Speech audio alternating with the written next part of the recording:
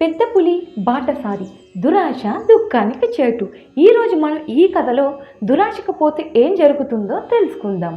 రామాపురం అనే గ్రామంలో శివశర్మ అనే బ్రాహ్మణుడు ఉండేవాడు.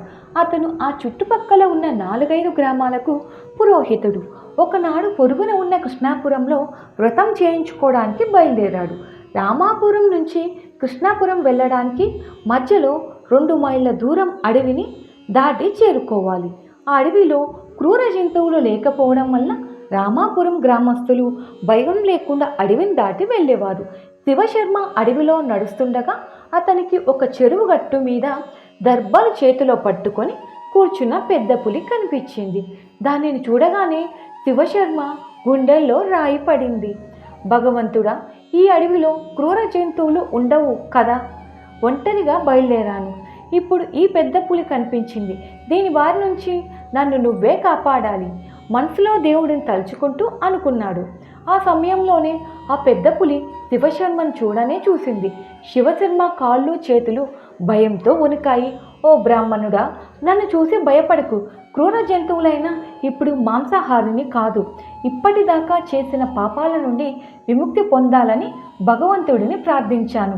దేవుడు ప్రత్యక్షమై ఈ కంకణం ఎవరికైనా దానం చేస్తే నా పాపాలు పోతాయని చెప్పాడు. అందుకే నువ్వు ఈ కంకణం తీసుకో అంటూ తన చేతిలో ఉన్న కంకణాన్ని శివశర్మకు చూపించింది. అది నవరత్నాలు పొదిగిన బంగారు కంకణం. చెట్ల ఆకుల్లోంచి పడుతున్న సూర్యుడి వెలుగుకి దగదగా మెరుస్తోంది. దాన్ని చూడగానే శివశర్మ మనసులో ఆశ పుట్టింది. నువ్వు పులివి, క్రూర జంతువువి కూడా. నీ మాటల్ని నేను ఎలా నమ్మాలి? భలే వాడివి నువ్వు. నిజంగా నేను క్రూర జంతువుని అయితే నువ్వు కనిపించగానే నిన్ను చంపి నీ మాంసంతో విందు చేసుకునేదాన్ని.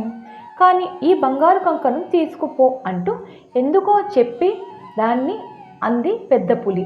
శివశర్మ ఆ మాటలకు తృప్తిపడ్డాడు. నిజమే, క్రూర జంతువే కనుక అయితే అది కనిపించగానే తాను పారిపోయినా వెంటాడి చంపి ఉండేది. అలా చేయలేదు కనుక ఇది పాపాల నుండి విముక్తి కోసం తాపత్రయం పడుతూ ఉంటుంది.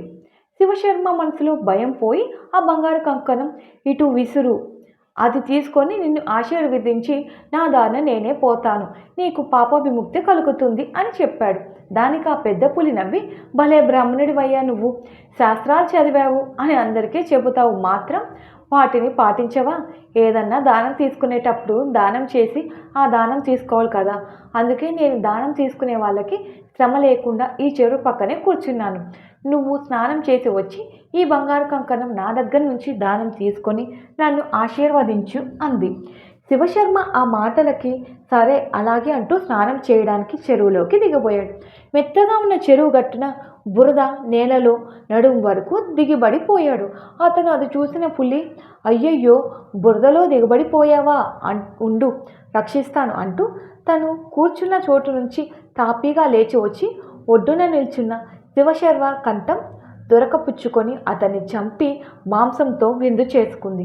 చూసారా, దురాశ దుఃఖానికి చేటు. బంగారు కంకణానికి ఆశపడి శివశర్మ పులి చేతిలో ప్రాణాలను పోగొట్టుకున్నాడు. అందుకే ఎదుటివారు చూపించే కానుకలకు ఆశపడరాదు. ఎవరూ విలువైన వస్తువులను ఉచితంగా ఇవ్వరు అన్న సంగతి తెలుసుగా. దురాశకు పోరాదు. Thank you for watching.